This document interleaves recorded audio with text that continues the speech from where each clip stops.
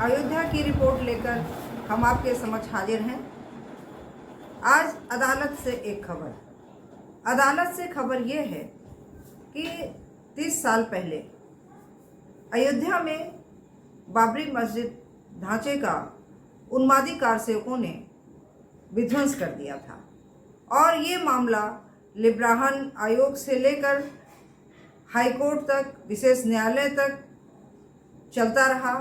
Supreme court ने भी बार बार ये मामला जाता रहा, दांव पेच चलते रहे और इस मामले में जो 49 लोग अभियुक्त बनाए गए थे उसमें से 17 लोग अब इस दुनिया में नहीं हैं और जो 32 लोग फैसले तक थे उनको अदालत ने बरी कर दिया।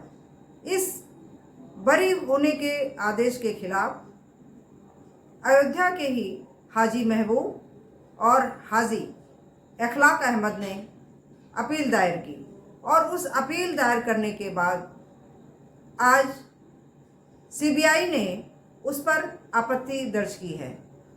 अपील में कहा गया था कि 32 लोगों को जिसे विशेष न्यायालय ने बरी कर दिया है उनके ऊपर अलग से मुकदमा चलाया जाना चाहिए। इस मामले में मुरली मनोहर जोशी, लाल कृष्ण आडवाणी, कल्याण सिंह, उमा भारती, साक्षी महाराज सहित लगभग 32 लोग ऐसे थे जिनको अदालत ने बरी कर दिया था। अब सीबीआई जो अब तक इस मामले को लेकर खुद मुकदमा चला रही थी उसने आपत्ति जाहिर की है कि जिन 2 लोगों ने अपील दर्ज की है वो वास्तव में वो इसके पीड़ित पक्ष है ही नहीं। अब इसका अगला पहलू 26 तारीख को सामने आएगा जब अदालत इस पर निर्णय करेगी। हम आपको एक बार फिर अयोध्या की ओर ले चलते हैं। अयोध्या में इंटरनेशनल लेवल के लिए एक पार्क बनाया गया था। वो पार्क था महारानी हो का। दक्षिण कोरिया की राजकुमारी हो वहाँ के करक वंश की जानी मानी हस्ती थी और वो अयोध्या की थी। ऐसा उनके पौराणिक आख्यानों से पता चलता है कि वो अयोध्या की थी और अयोध्या से वो नाव खेते हुए वो दक्षिण कोरिया के किम्हे शहर में पहुंच गई थी, जहां उन्होंने वहां के राजकुमार किम सुरो से विवाह किया और उनके विवाह के पश्चात करक वंश बहुत ही समृद्ध और फला फूला। उसका परिणाम ये रहा कि सन 2001 से अयोध्या में दक्षिण कोरिया के लोगों का आना जाना बढ़ा और उस आने जाने के परिप्रेक्ष्य में यहाँ पर महारानी हो का एक स्मारक स्थापित किया गया।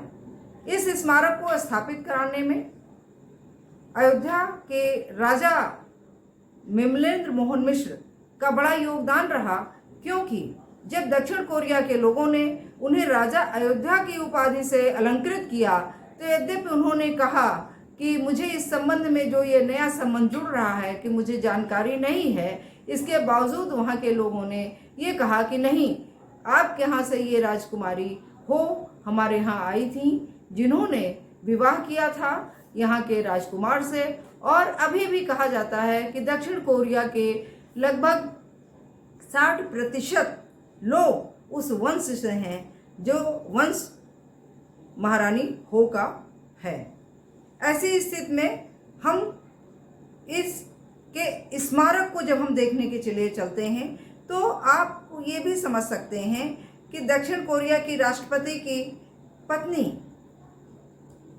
अयोध्या में दीपोत्सव के अवसर पर आई थी और उसी समय उत्तर प्रदेश के मुख्यमंत्री योगी आदित्यनाथ ने ये घोषणा की थी कि दक्षिण कोरिया की महारानी हो के लिए एक अलग से ज़मीन उपलब्ध कराई जाएगी जो बड़ी ज़मीन होगी और वहाँ वो पार्क विकसित किया जाएगा। लेकिन आज जब देखिए अयोध्या को तो वहाँ पर जो महारानी हो का स्मारक स्थल है वो बदहाली की स्थिति में है, जहाँ रेहड़ी पटरी वाले लोग अपना व्यापार चला रहे हैं और गेट से लेकर के स्मारक तक की स्थिति बहुत ही दयनीय है। कोई वहाँ पे कपड़ा सुखा रहा है तो कोई वहाँ पर जो है फूल पत्ती तोड़े जा रहा है। ऐसी स्थिति में इसी के बगल में वह ज़मीन भी मौजूद है जो अभी अंडर कंस्ट्रक्शन है, जिसे यूपी गवर्नमेंट ने दूसरे पार्क के लिए दिया है। तो ये रही अयोध्या की एक रिपोर्ट। धन्यवाद।